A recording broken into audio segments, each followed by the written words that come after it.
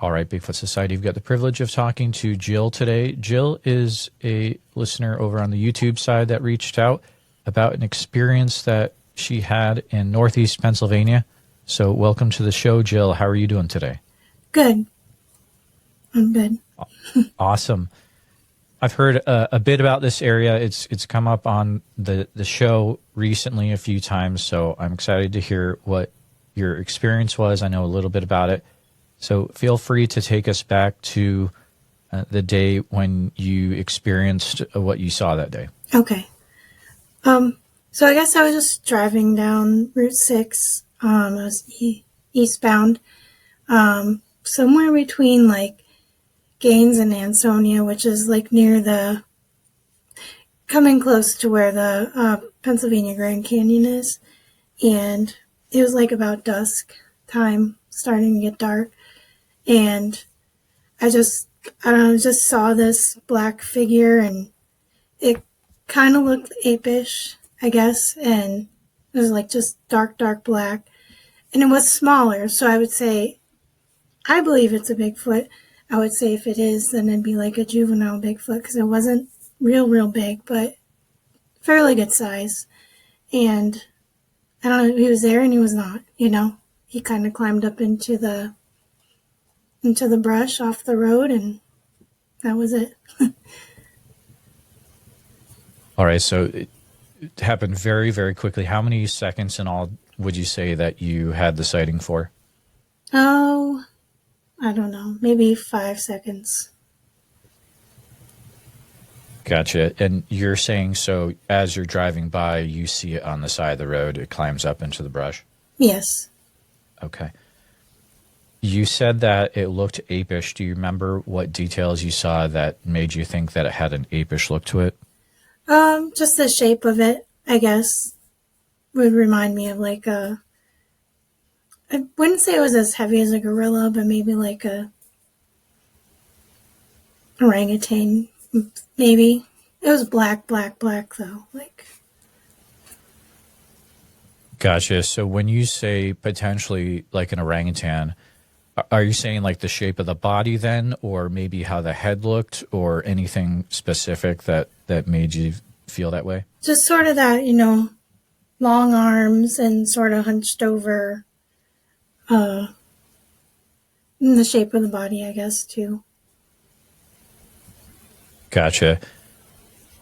When you had, just a few seconds, but your viewpoint, was it dead onto it, or did you see more of a side profile or the back of it?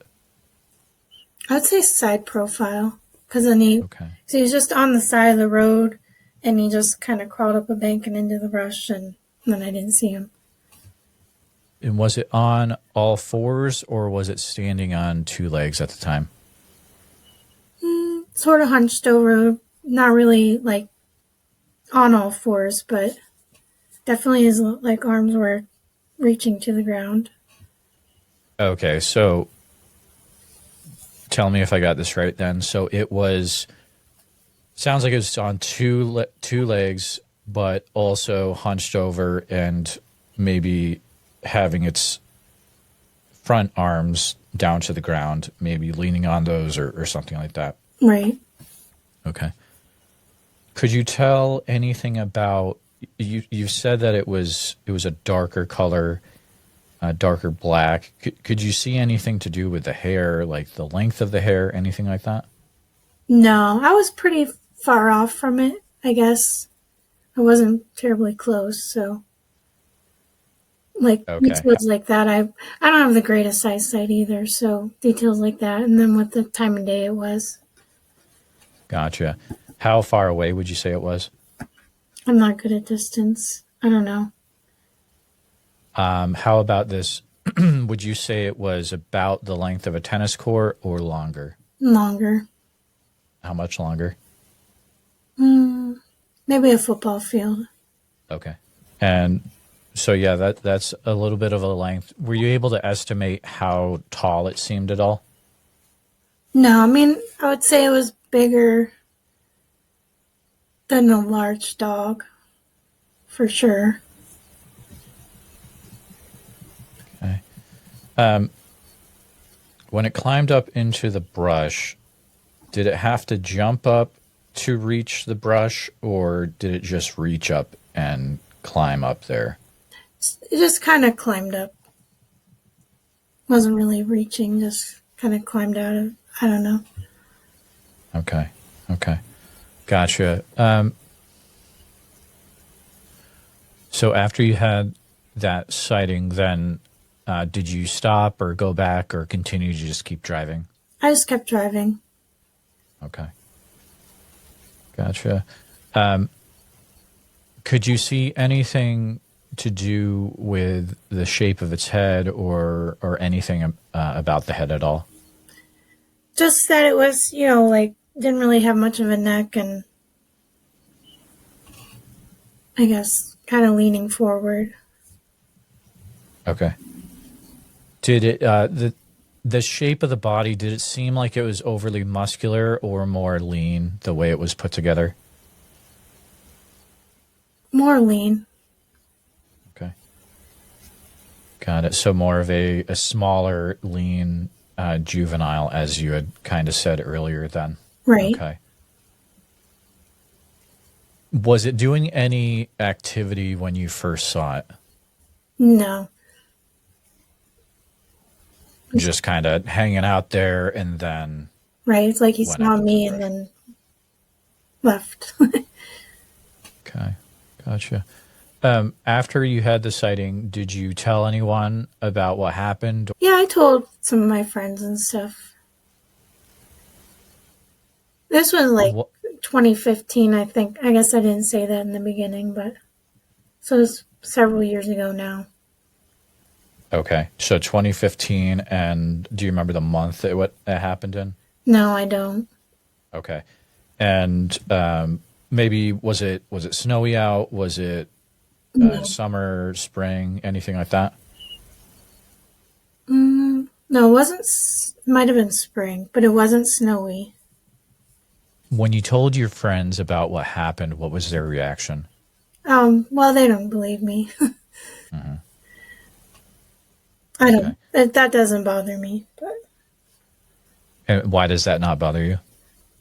Because a lot of people don't believe that they're real, and I do. And especially since I've seen one, I think it's highly plausible that there's creatures out there that we don't, have documented or whatever. So, absolutely. You mentioned this was near the Pennsylvania Grand Canyon. Can you tell me a little bit about that area? Yeah, it's very remote. They call it the PA Wilds, so there's lots of wildlife. But the canyon is, like just a canyon, but it's all wooded, like trees and stuff. And there's a lot of remote areas out there. So. Okay, gotcha. So it really sounds like it's a place where something could potentially hide out if it wanted to. Yes. Yeah, okay. How did this affect you after you had this sighting? Did it make any changes in your life? Not really. I felt pretty blessed to have seen one. Like I said, I do believe that they're out there. Just felt pretty blessed about it, I guess. Absolutely. I mean, I'd say it's a very rare thing and a very special thing to have happen to you. I guess it all does depend on how you view it. Some people would probably disagree that it's a very traumatic experience, but did you feel more that it was traumatic or you actually had a good outcome from it? Good, because like I said, I wasn't that close to it. I was in a car. I wasn't scared at all. Like it was there and then it wasn't. So it was more just like, wow, I got to see one. But I feel that way about all wildlife. When I see it, I'm like, when I've seen bear, I get so excited when I see bear. And oh, sure, it's very cool. I'm right there with you. It's cool to see something like that. That is hard to see, I guess, depending what part of the country you're in. when you've been telling people over the years, which let's see, this happened about 10 years ago, has there ever been anyone that said, oh yeah, I've heard of stuff in there, or I've experienced stuff in that area too? No, I mean, the people who do believe me, I don't, well, I do have one friend that said she'd seen one, it would have been way long time ago, but up out of, I'm trying to think where she said, Ogdensburg Road, which is kind of near Blossburg, PA, another very remote area. So she had seen one, a big one. And the other people that believe me are just, they believe more in the paranormal stuff, which I don't really believe in. Not that I don't believe in paranormal, I just don't believe that Bigfoot is paranormal. Sure. What do you feel that it probably is then? Wildlife. Okay. Gosh, so like an undiscovered large wildlife of North America, Yes. etc. Actually, all over the world. Someone's Right. going to call me out on that. I would say all over the world. Yeah, all over the world.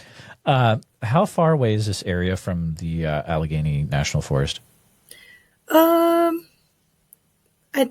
It's like 2 hours from where I was, because I used to live out that way. Gotcha. Would you say this is the first thing you've experienced that was out of the ordinary? As far as like paranormal So, kind of stuff, or yeah, I mean, and I know that you're not really looking at it like this, but sometimes it does get categorized with, if a person has an experience like this, well, they may have had a UFO sighting as well, or a ghost, or etc., high-strangeness, things like that. yeah, no, I've never really experienced anything with UFOs or ghost kind of stuff. So Okay. After you had this sighting, did it kick off anything in your life where weird things started to happen, like, strange dreams or things of that nature? no, it was to me just like seeing other wildlife. It wasn't. Yeah, I don't think of it that way. Yeah, absolutely. Got it. Yeah. No sweat. It's very cool. Is that something that you would want to see again? Oh, for sure, yes. Safely. Safely. Yeah, exactly. So you would be cool with the same setup where, you're in the car and you have that kind of security. Right. Yeah. Got it. How close would you be comfortable with it being to the car? Within 100 feet, I think. Okay. That's cool. After you had this sighting, did it, sometimes with some people, it'll start a time where they will, start wanting to know more about it. They'll start, reading a lot more. They'll start going on little investigations in area, trying to figure it out, trying to find tracks. Did it do anything like that to you at all? No, well, see, at that time I was working on moving, so that was one of my trips back and forth because I was still living like out near the Allegheny National Forest back then. So I was pretty busy with all of that and raising kids and everything. So in the last year, I have read a book and started watching more things about it. But at that time, I was pretty busy with other things. Well, it's an interesting encounter because, it was quick and it was a bit away from you, but it's in an area where I can't find a lot about it. I did some searches to see if I could find anything else around the Pennsylvania Grand Canyon, which is also called, I think, Pine Creek Gorge. Yes. Is what it's called. Yes. I couldn't find much. I did find some reports in Lycoming County, in Potter County, and I think those are within 50. Yeah, they're pretty close. 50 miles or so, and not a lot of recent stuff. Back in the 90s, the 70s. There were some reports, and maybe some vocalizations in the 2000s there. But it's interesting. Perhaps someone listening will say, well, I know something near the Pennsylvania Grand Canyon. And if so, please reach out. I've checked my map and I don't have anything marked in that area, but I haven't gone through all my episodes yet. So we'll see. But Jill, I want to make sure that you were able to share everything that you experienced that day. Yep, that's pretty much it. Awesome. Well, good stuff. Well, thank you so much for coming on the show. I do appreciate it. And if you ever experience anything else in that area, please reach out. We'd love to hear about it. And thank you so much for coming on the show today. Thank you. All right, Bigfoot Society, thanks for coming back for another show. We've got Diana here today, and Diana reached out about some interesting accounts that she has gathered over the years and also some experiences herself. And these are all based out of the central Illinois area around Peoria for the most part. So welcome to the show, Diana. How are you doing today? I'm doing well. Thank you for asking. Awesome. And just to point out, so with the show, using a new program called Riverside, there will be some where there will not be the video of the witness or the interviewee for certain privacy reasons, which is A-OK. But this program does allow us to have better audio quality than a telephone call, which I know a lot of you will appreciate. So, yeah, Diana, I'm excited to hear what you have to share today. I'm going to go ahead real quick, and you've been nice enough to put a map together with some stars for locations, and you'll be kind of walking us through that as we go. But feel free, Diana, to take the reins. I think you were saying that you might have a personal account to share first today. Yes, mine happened around 1979, 1980. I grew up actually, we built a log cabin facing I-74 in East Peoria. And it come winter time, and my best friend came over, and we were bored. We decided to go off into the woods. It was freezing cold out and a little bit of snow on the ground, but we were bored. We're kids. We're 12, 13 years old, So we went behind the log cabin down in the gully into the creek and was following the creek. And I noticed one thing I would like to add. It was totally silent. And I didn't think twice about it. I was just a kid, But even though bitter cold, you're still going to have a little bit of a squirrel running through or something. But it was a dead silence. And I'm joking around with my best friend, and I said to her, wouldn't it be funny if we saw Bigfoot? And moments, I'm talking less than 5 minutes, we look down, and there is this huge, footprint in the snow and ice right in the dead center of the creek. And we looked at each other and we looked back at that, and I know her heart was racing as fast as mine. I mean, you automatically got that nervous feeling.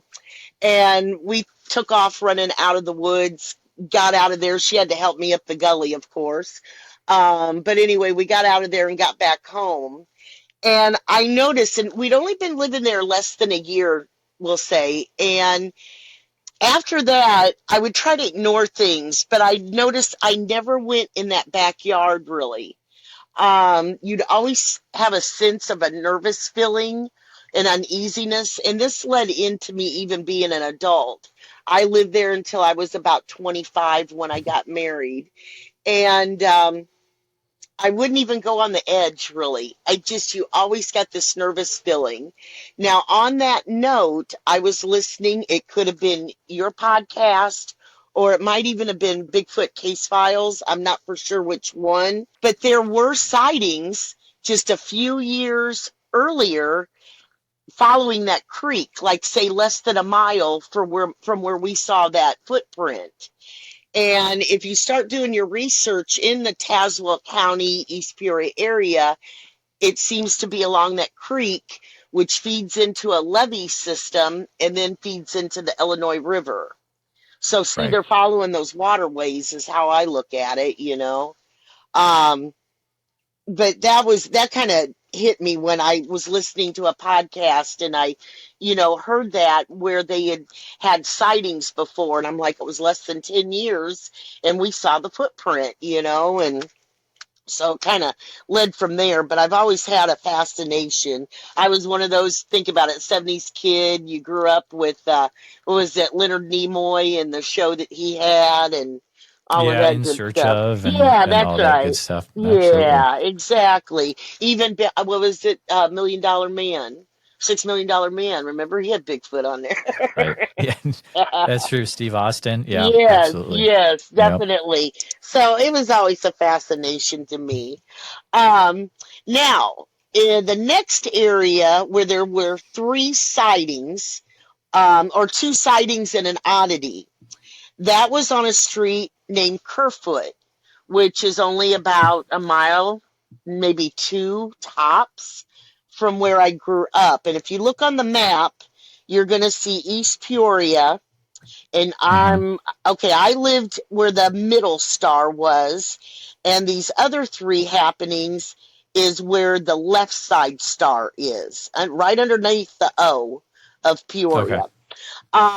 Let's see. The first one was my best friend come to school. We went to school, Glendale Grade School, and she shows up and she was telling me that they couldn't go outside to go to school right away because her dad had walked out and they kept a dog outside.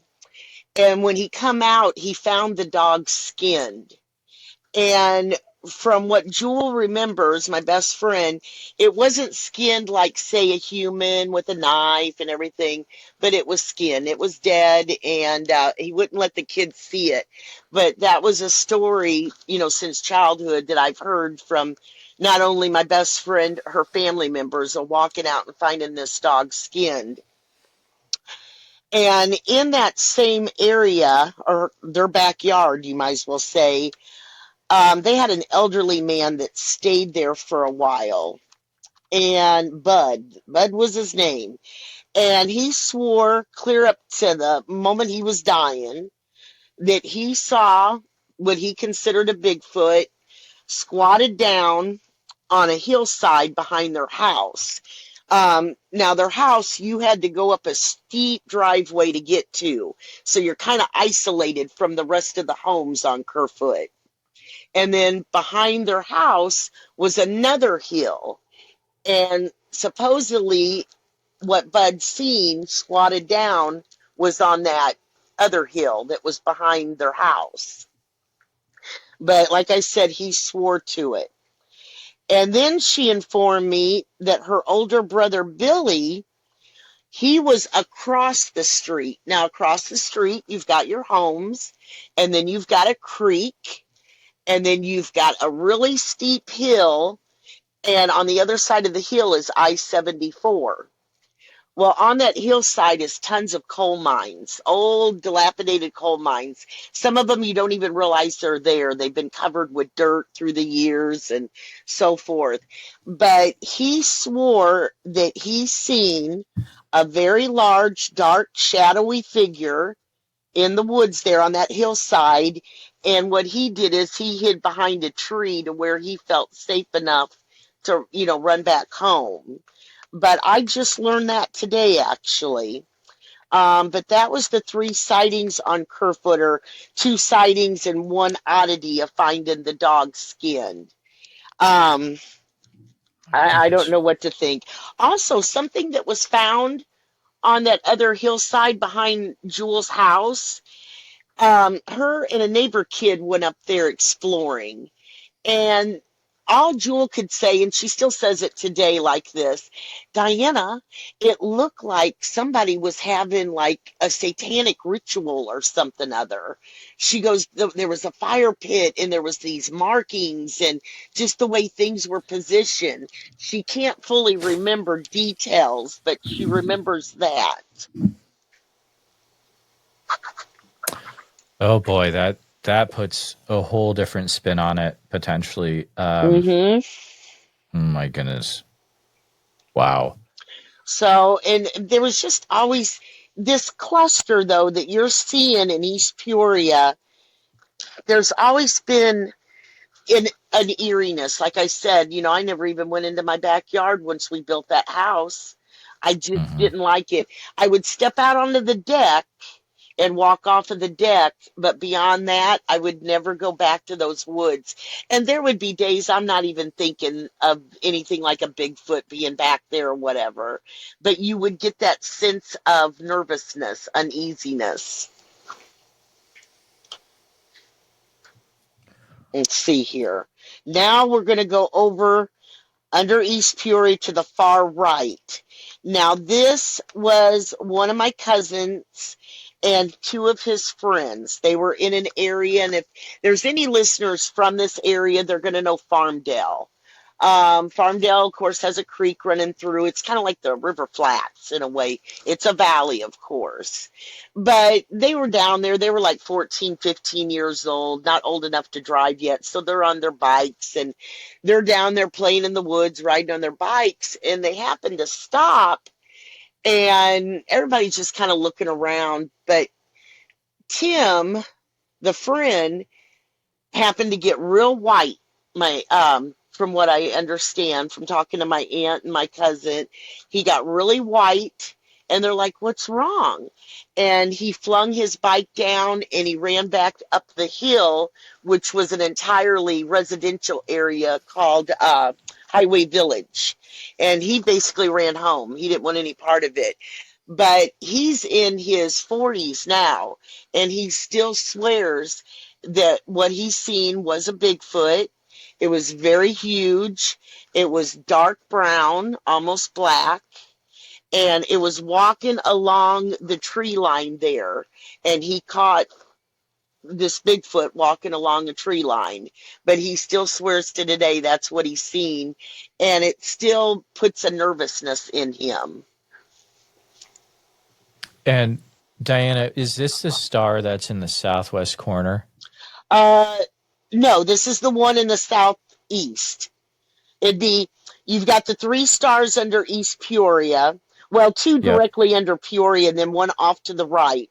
This is the one Okay. off to the right. That's Farmdale. Got it. Yeah, and that's just an area where you've got homes here and there. You got a little mobile home park, but there's a lot of wooded areas down in there, and of course, a creek. So you got another waterway. Now the next one I guess we'll get to is my landlord, where I live now. We've known each other since we were 14, but we're in Florida now. And he was just telling me this last week when I told him that I was going to be speaking with you. He used to live off of 150 and McCluggage Bridge. So when you look above Peoria and you see the gold star, like in between Mm-hmm. Peoria Zoo and Peoria, he lived right in that area, right off of, I guess it'd be Washington Street or Adams. I'm not sure I think it's considered Adams actually, and 150. And he would take his ATV, go up the hillside into the woods, and you'd come out to a large cemetery called Springdale Cemetery, right there on, was it Prospect? And I know if anybody's from this area, they know exactly where I'm talking about. But he said that one day he was going through the woods, not driving his ATV. He was just walking through the woods. And he kind of, he was getting lost, if you want to say it in quotations, just getting into the woods and having a good time. But he told me that he come across a structure. And I'm like, "You did?" And he goes, "Yeah." He goes, "This thing was massive." And he said it was about 8 to possibly 10 feet tall and at least 8 foot or more in diameter. And it was intertwined with the twigs, the tree limbs, the branches. And, we can't say that it was an actual Bigfoot structure, but it was something that he's never forgotten, you know what I mean? Because of the massive size of it and everything and the way things were intertwined. Um, there was another time he was riding his ATV and something started chasing after him behind it. And he got away and everything, but that is something of knowing that something is back there. Could have been a buck, we don't know, but there was still something chasing him on his ATV, and this was like in the middle of the night. My goodness. How far away from the zoo is that? uh I'm trying to think. Peoria Zoo, oh, actually less than a mile. Yeah. Okay. And I will say this, they have spotted a mountain lion, an actual mountain lion, and it's on camera. I think it was like 20 years ago or under 20 years ago in that cemetery. Now, the mountain lion can't build the structure, but he could be the one chasing you. So that could be it. But the mountain lion didn't come from the zoo. We don't know where it came from, but it was spotted up Mm. there in the cemetery. And around the same time or close to it, across Illinois River on the East Peoria side, a homeowner, just a few years ago, less than 10 years ago, maybe, they spotted the mountain lion on their trail camera behind their house. Okay. So we do have that to contend with. Now let's see, where are we going? We got Roger, we got all of us taken care of. We'll go to my aunt, which is below Pekin, and she lived on the edge in Topeka, Illinois, which she literally lived on the edge of a community called Goofy Ridge.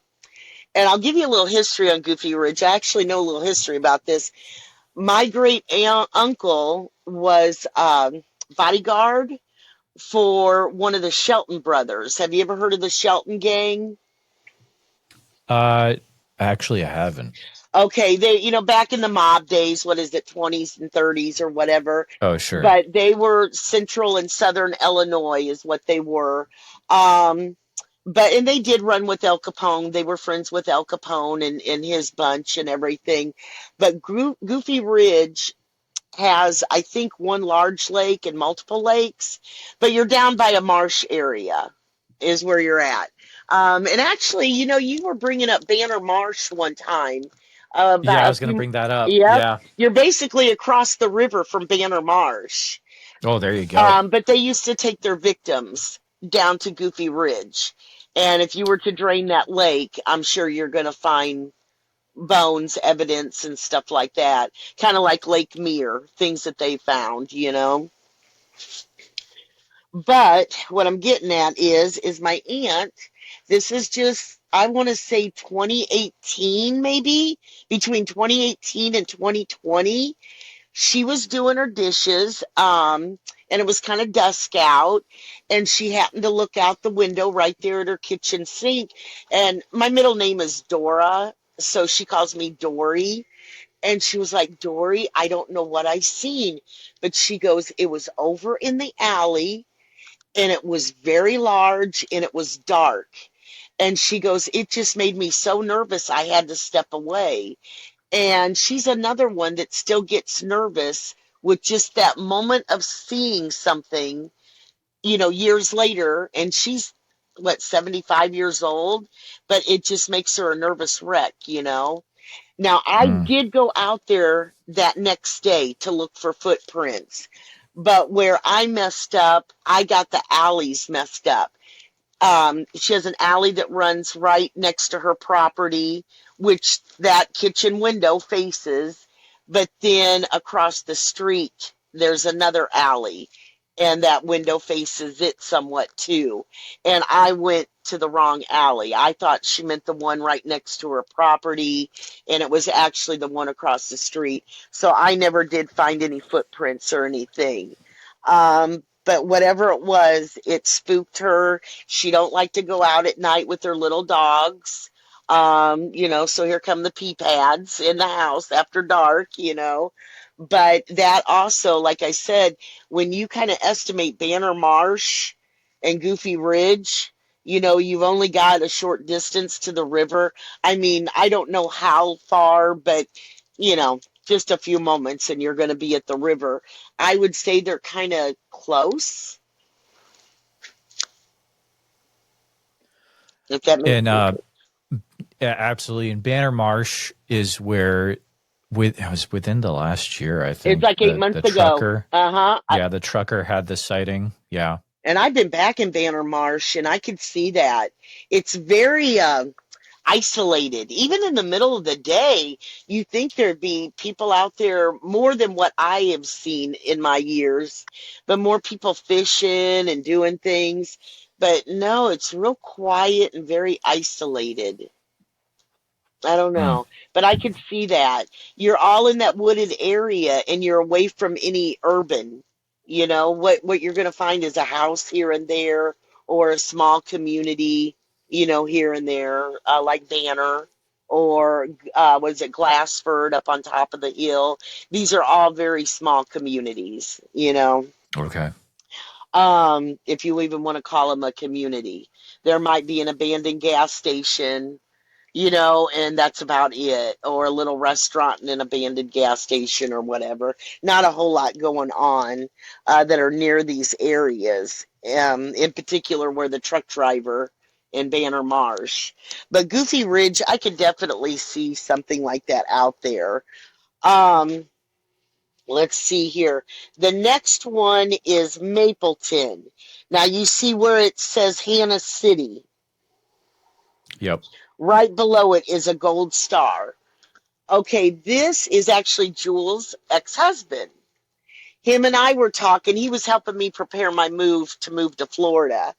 And, we were talking, and I had, probably your channel on YouTube playing on the TV while we're packing and loading things. And he goes, Diana, I seen something when I was young. And we sat down, he started telling me about it. And this is probably in the late 70s, maybe 77, 78. He was thinking. He's about 14, 15 years old, riding his dirt bike. It was like a little Kawasaki or Suzuki. And his parents, they lived on a street or a road called Lancaster, and they lived in a big old farmhouse that had belonged to his grandparents, but they were building a new home across the road from that. But he'd go out there in the farm, it was all cornfields, bean fields, and stuff like that. And like he was describing to me, he goes, when they plow the field and at the corners, there's always a few stalks left over. And I know you would know this, Jeremy, being in Iowa. In the corner areas of a field, there's always a little bit of Right. a cluster that's left over. Well, he was on his dirt bike and he comes around that corner, and he said, right as he's coming around that corner, something large and dark stood up, and he looked over his shoulder as he passed, and he goes, I don't know what I was seeing. All I know, it was huge and it was hairy and it was very dark. And he said, I just hightailed it home. Now, on a funny note on that, when he got home, he's like, Mom, I don't know what I saw, whatever he's saying and everything. And you know what she said to him? Well, honey, then I want you to ride that over on the south side. Like, oh my God. Oh my God. It's like, Mrs. Ford, what are you thinking? You know? Right. But Yeah, that's funny. yeah, he believed that his mom probably knew a little bit more, but she didn't want to Yep. spook him as a kid. But it's something that still sticks with him. What was that thing? Because it was so tall, and he couldn't really give me an estimate of how many feet he thought it was. It was so tall, and he could see the fur on it, and it was so dark colored. But it was coming up as he was rounding that corner. So that would freak me out a little bit. Now, the last one, and I know you've had sightings in Jubilee, as I've heard them Oh on your yeah, podcast. we've talked to a few people about Jubilee. Yeah, absolutely. Yeah, well, this is just within 2020 and 2023. The man that put my roof and my deck on my house up there in Illinois, he has a tree stand out there in Jubilee State Park. And one night, he said it's about 3 in the morning. He was leaving his tree stand, and he's the only one out there, by the way. His truck is the only one in that particular parking lot. He don't know of anybody else being out there. And he's walking to his truck, and you have to pass an outbuilding. And he said, as he's passing that outbuilding, he said, Diana, I don't know what was in there, but he goes, whatever it was pounding on the wall so hard, like it was trying to get out. And he looked at me before I said anything, and he goes, no, it wasn't a deer or an animal trying to get out of there. He goes, it was pounding like a human's fist. But he goes, it was so intense, it was not a human. So I visualized this thing trying to get out of this building. And of Yeah. course, nothing was reported.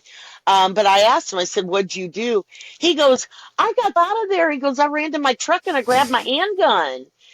And Right. yeah, but that's something that has always stuck with him, because you're wondering what in the world was in that building pounding so hard, like it was trying to get out of that building.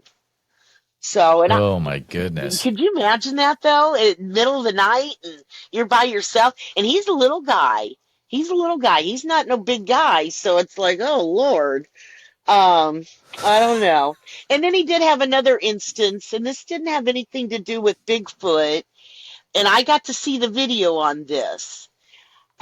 It's a light in the trees. He's up in his tree Mm. stand. It's about 5 in the morning, he said. And he goes, we're on position. He goes, no, it wasn't an airplane. It's not car lights. It wasn't a flashlight. He goes, this light was in the trees.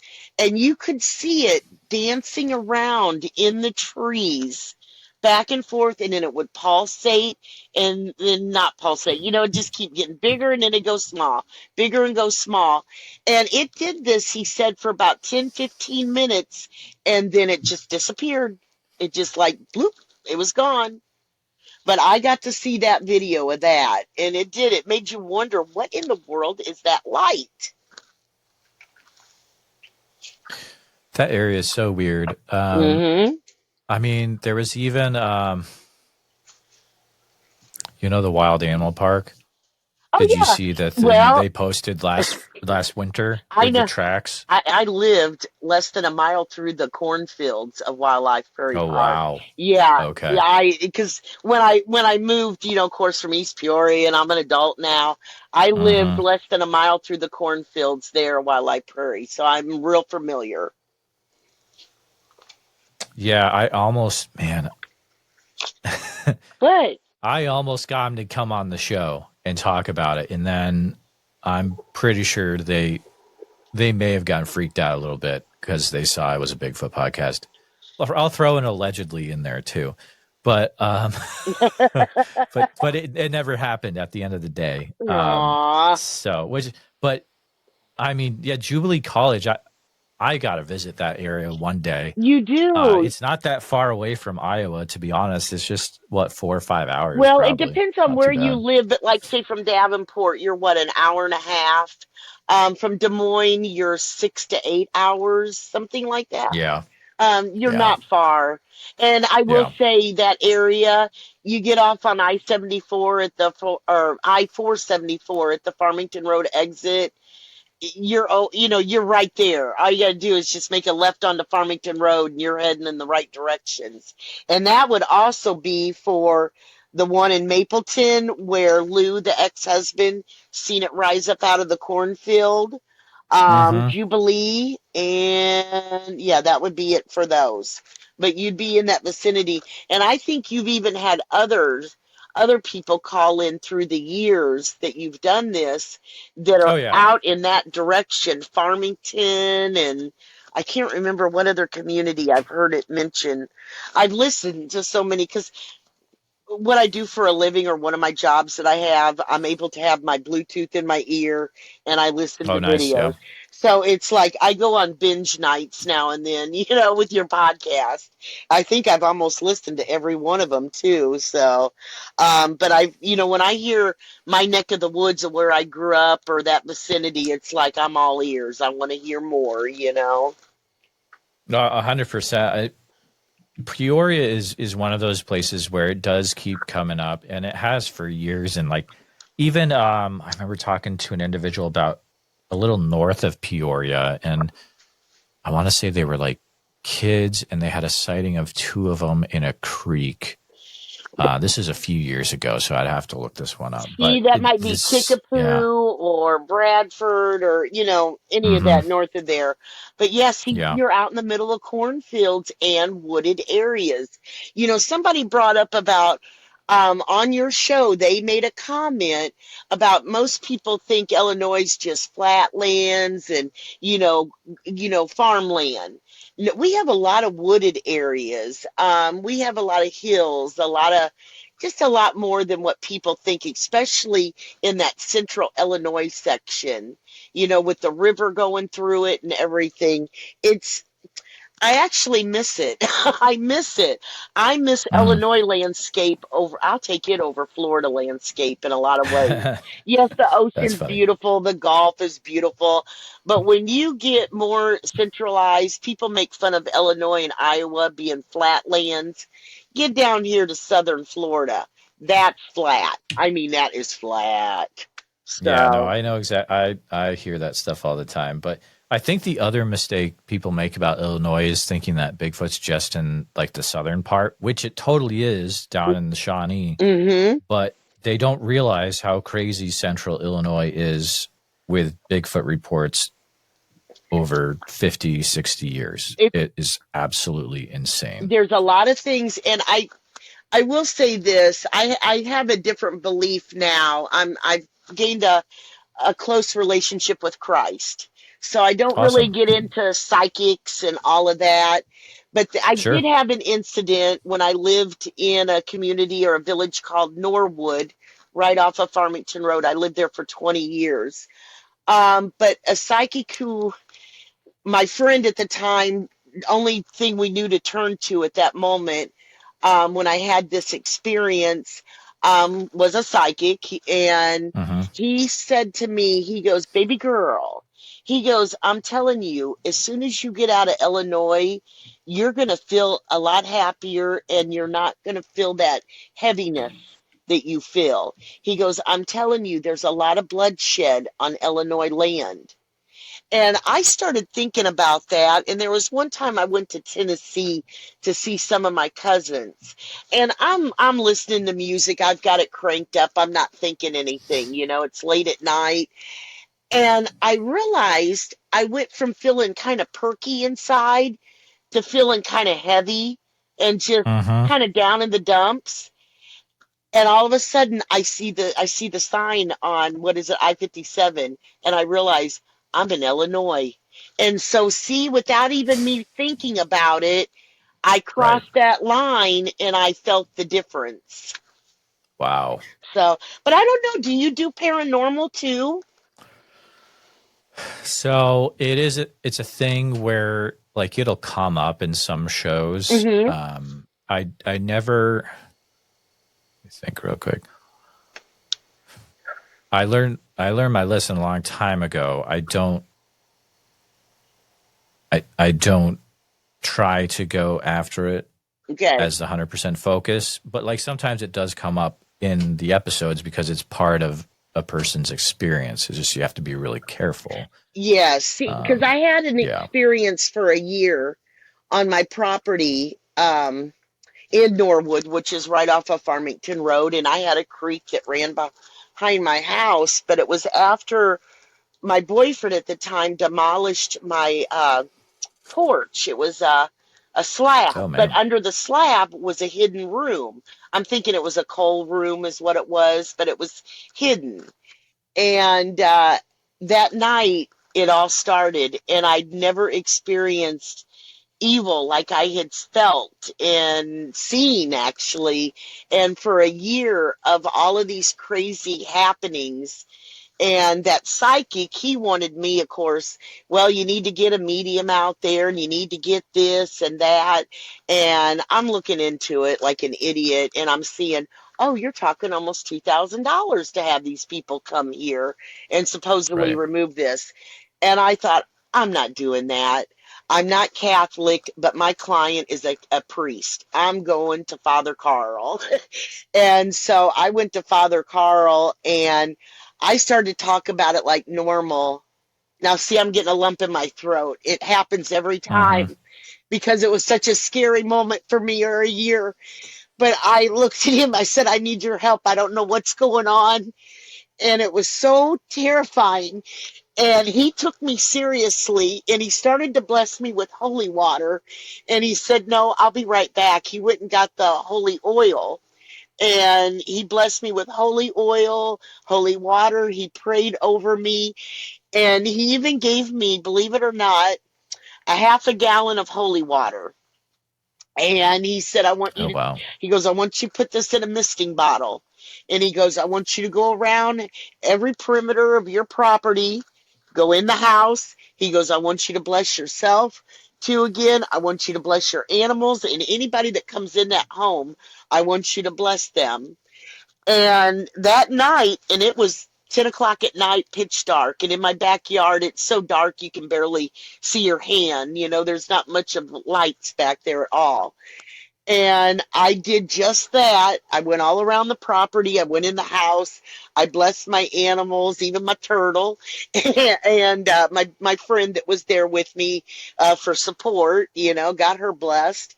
And I'm not kidding you. No sooner than I got everything done, I walked out there. Her and I did, and you could feel the heaviness was gone. The heaviness was gone. And my dogs started being, I had two little mini beagles, and they were always, when the happenings first started happening, they would not leave that patio to go to the bathroom. They would stay right at the back door. And so eventually, after so many times of doing that, I've got to take them to the front yard, you know? And they were starting to go back out the back again. But as soon as I blessed that property with that holy water and just praying over it, it seemed to just remove it. Now, on that note, the psychic told me if I do this, he goes, you'll have blood on your hands. And I go, what do you mean? And he goes, it's going to move to somewhere close to you or someone close to you. And I didn't know if he meant literally or figuratively.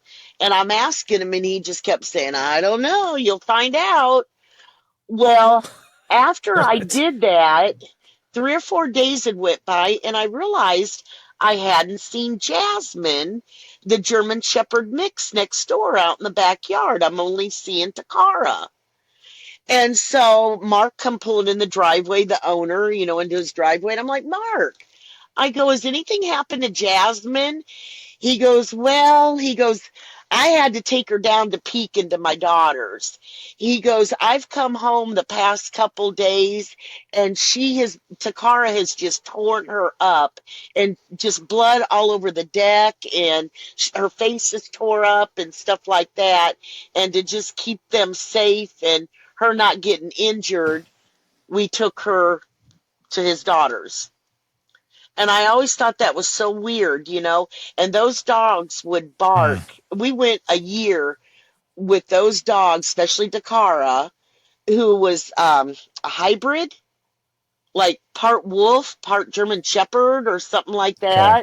that. You know, she was one of those, like, she loved me, I loved her, but you still had to be a little careful around her, you know, no quick moves and stuff like Yeah, that. exactly. But for a year of whatever was on that property or on my property, starting at 10 o'clock at night until the sun started to come up. Bark, bark, bark, bark, bark. It was just constant to where it would drive you nuts. And no matter what you did, no matter what Mark and his wife did to try to get him to stop, it would not stop. But once I blessed that property, it stopped. But then Jasmine is getting injured, you know, for a couple days in a row, you know, starting the day after I did that. So I don't know. Wow. Man, it's one of those things that makes you wonder. I Uh know huh. that, I get a lot of people that reference that.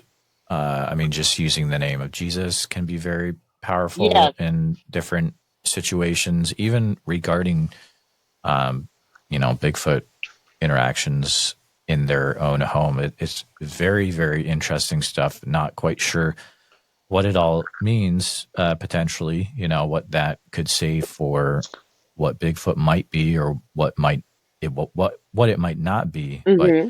it is some very interesting accounts that come out when that topic gets broached. But Diana, I just want to say thank you for coming on the show. You are And very I mean, the welcome. amount of information is crazy. I mean, it's very immense that you shared about Central Illinois, and thank you for doing that. I wish I could give you more details, but like I said, I wanted to make sure people at least, and you got a visual of where even the smallest of sighting or oddity, was spotted to add, to your research. So, and I'm sure there's people out there that know right where I'm talking, from I-74, East Peoria, Kerfoot, Farmington Road, even Springdale Cemetery. They're going to know where I'm talking about. And hopefully it just adds to the research of trying to figure this out. But every one of these areas all leads to a waterway. And 9 out of 10, it's leading right to the Illinois Exactly. River. So, Hey, exactly. but Exactly. I want to thank you for giving me the time. And I wish I could give you much more. Um, Unfortunately, this is all I got. But I will say, every one of these people, including myself, we still haven't forgot the things that we seen, whether it was a Bigfoot footprint in the snow and ice to, yeah, I seen it walking along the tree line. It's never left us, and I don't think it ever will. It's part of us now. Those memories, that vibe, that energy that you feel, that nervousness, uneasiness. I mean, you saw me even here talking about, paranormal or whatever, and you heard me get emotional.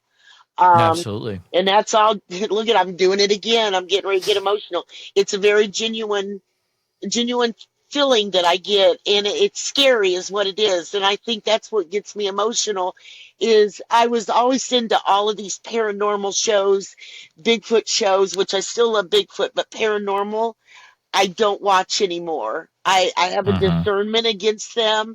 And I even learned from a friend who used to be like a true hippie, like living out in the woods for 5 years, homesteading. And she was a true hippie, followed the dead for 7 years and all of that.